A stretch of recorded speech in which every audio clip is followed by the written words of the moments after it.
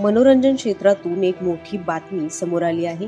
मराठीसह हिंदी टेलिव्हिजनवरील प्रसिद्ध अभिनेत्री प्रिया मराठे हिचं निधन झालंय। तिची कर्करोगाशी सुरू असलेली झुंज अपयशी ठरली।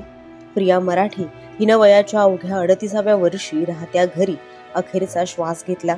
तिच्या या निधनानं मराठी मनोरंजन सृष्टीवर शोककळा पसरली। गेल्या काही दिवसांपासून प्रिया मराठे हिच्यावर मुंबईतील एका खासगी रुग्णालयात कर्करोगाशी संबंधित उपचार सुरू होते।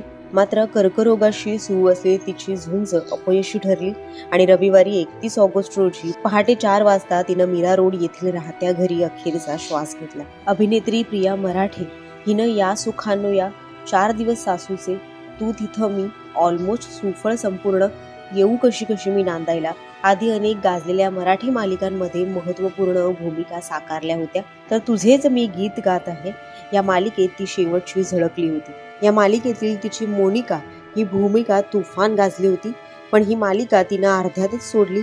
या संदर्भातील व्हिडिओ तिनं 2023 रोजी आपल्या इंस्टाग्राम अकाउंटवरून पोस्ट केला होता, ज्यामध्ये तिनं आपण तब्येतीच्या कारणास्तव मालिकेतून ब्रेक घेत असल्याचं सांगितलं होतं।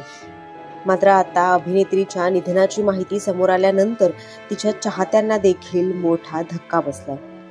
प्रियाच्या वैयक्तिक आयुष्याबद्दल सांगायचं झाल्यास, प्रिया मराठे हिनं अभिनेता शंतनू मोघे याच्याशी 2012 मध्ये लग्नगाठ बांधली होती। त्यांनी स्वराज्य रक्षक संभाजी मालिकेत एकत्र कामही केलं होतं। दरम्यान प्रिया ही सोशल मीडियावर कायमच सक्रिय असायची।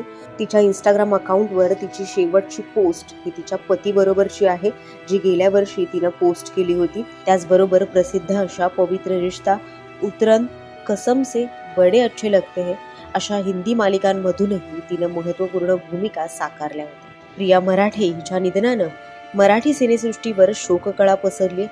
अभिनेत्री प्राजक्ता माळी हिनं आपल्यासाठी ही बातमी धक्कादायक असल्याचं म्हटलंय। तिने एका वृत्तवाहिनीशी बोलताना ही प्रतिक्रिया दिली आहे।